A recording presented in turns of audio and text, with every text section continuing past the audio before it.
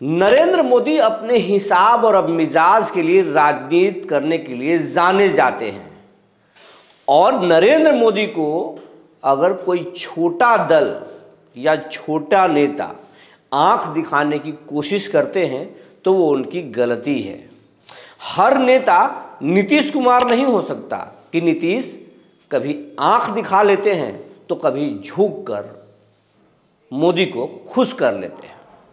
लेकिन हाल के दिनों में जीतन राम मांझी मोदी को आंख दिखाने लगे थे। कभी झारखंड में सीट मांगने की बात कर रहे थे तो कभी दिल्ली में, और नीतीश के गुणगान भी करने लगे थे। तो अब जीतन राम मांझी को बीजेपी ने एक तरह से आउट करने की तैयारी कर दी है। और क्या जीतन राम मांझी अब पशुपति पारस बनने जा रहे हैं? उसका पूरा स्क्रिप्ट रच दिया गया है।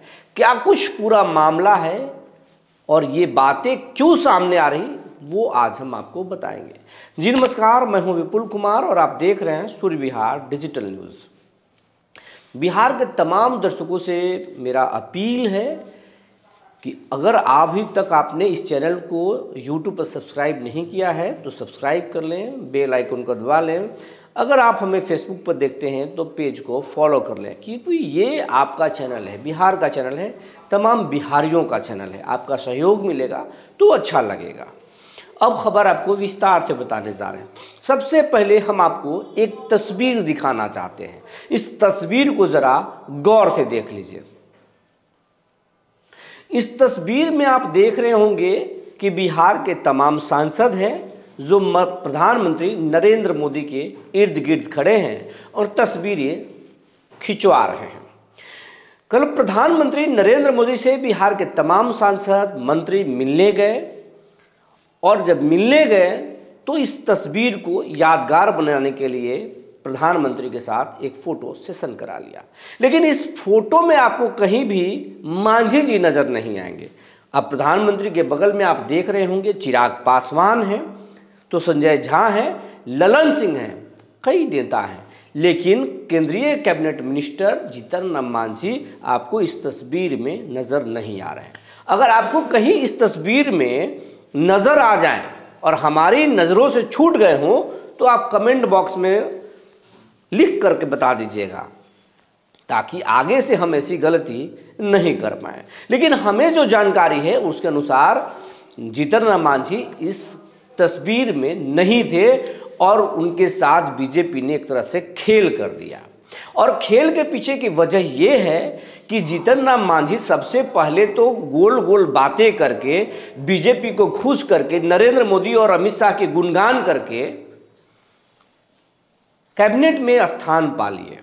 जब स्थान पा लिए उस समय नीतीश कुमार को खूब भरपेट सुनाते थे। लेकिन जब उनका बात झारखंड विधानसभा में नहीं बना और दिल्ली विधानसभा में उनकी बातें नहीं बनी, तब वो बीजेपी के खिलाफ जाकर बोलने लगे। इसके पीछे भी कारण है। तेजस्वी यादव उनको ऑफर दे दिए थे और ऑफर देखने के बाद मांझी जी अपना आपा खो दिए। मांझी को लगने लगा कि बिहार में तो हमारी पार्टी तेजी से बढ़ रही है, अगर थोड़ा आशीर्वाद दिल्ली और झारखंड में भी मिल जाए तो हम बढ़ जाएंगे। अगर इधर से बात नहीं बनेगा तो हम कैबिनेट से इस्तीफा देंगे, तेजस्वी के साथ चले जाएंगे। 20 सीटें हमको चाहिए, 10 भी मिल जाए तो हम तो 10 जीत लेंगे, फिर पार्टी को आगे बढ़ाने में और मदद मिलेगी। वैसे मांझी जी अपने पूरे परिवार को सेट कर चुके हैं। अब सेट पार्टी को करना है, परिवार को तो सेट नहीं करना। अब पार्टी के खर्चे चलाने के लिए उनको ज़्यादा सीटें चाहिए और अब वो ज़्यादा सीटों के लिए डिमांड कर रहे थे। 20 सीटें उनको चाहिए और नीतीश कुमार ने साफ साफ कह दिया बीजेपी को कि आप चिराग पासवान को अपने फोल्ड में लीजिए और हम मांझी को देख लेंगे। हम मांझी को कितना सीट चाहिए ये हम तय कर लेंगे, आप चिराग पासवान और उपेंद्र कुशवाहा को निपट लीजिए। बीजेपी उस बात से एग्री हो गई और इस बात से एग्री होने के बाद में जब मांझी को पता चला कि अब सीटें हमारी सीटें नीतीश तय करेंगे, तो नीतीश के गुणगान में कसीदे पढ़ने लगे मांझी और ये बात अब बीजेपी को चुभ गई। चुभने के बाद अब मांझी को साइडलाइन करने के लिए पूरा स्क्रिप्ट तैयार कर लिया गया है। अब इस फोटो सेशन में मांझी क्यों नहीं गए ये तो मांझी बताएंगे या फिर बीजेपी के लोग बताएंगे। प्रधानमंत्री तो सब जानते ही हैं, लेकिन कहा जा रहा है कि मांझी को नीतीश प्रेम भारी पड़ेगा, उनको कैबिनेट से भी हाथ धोना पड़ सकता है। बीजेपी अब उनको औकात दिखाने जा रही है और इसको इसलिए इस तरह से समझिए कि जब 5 सीटों वाली 5 सांसदों वाली पशुपति पारस के पार्टी को जो बीजेपी बाहर कर सकती है, तो फिर एक सांसद, सिर्फ एक सांसद वाले जीतन राम मांझी कैबिनेट मिनिस्टर भी बने हुए हैं और फिर बीजेपी को आंख भी दिखाते हैं। ये बीजेपी कैसे बर्दाश्त कर सकता है? नहीं करेगा। कई सांसदों की पार्टियों को नीतीश मोदी आंख दिखाने पर किनारे लगा देते हैं। तो ये मांझी को समझना चाहिए था कि ये नीतीश प्रेम उन पर भारी पड़ जाएगा। हाँ, नीतीश कुमार से खुद की तुलना करके और मोदी के आंख दिखाने के लिए सोच रहे हैं तो वो उनकी गलती है, क्योंकि सब नीतीश नहीं हो सकते।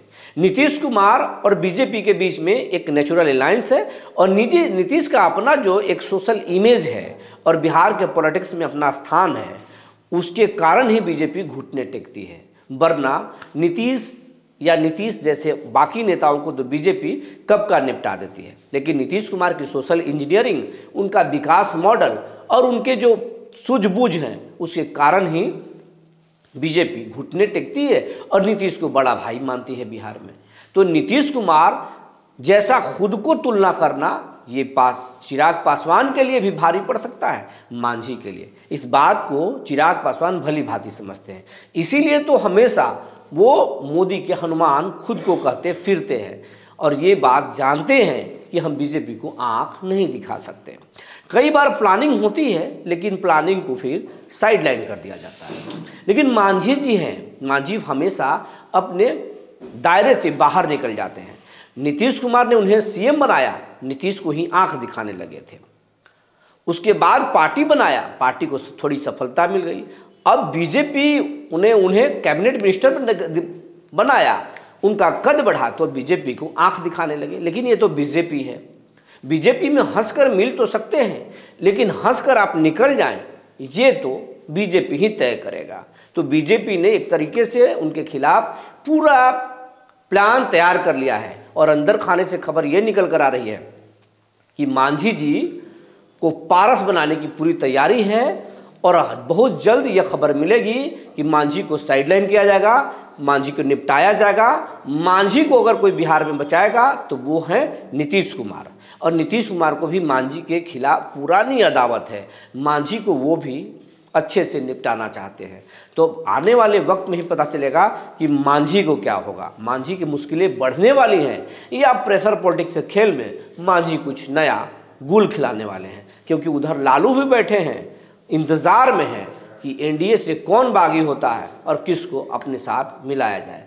आने वाले वक्त में पता चलेगा कि बिहार में क्या कुछ होता है। पूरी खबर पर हमारी नज़र बनी रहेगी। तब तक के लिए धन्यवाद।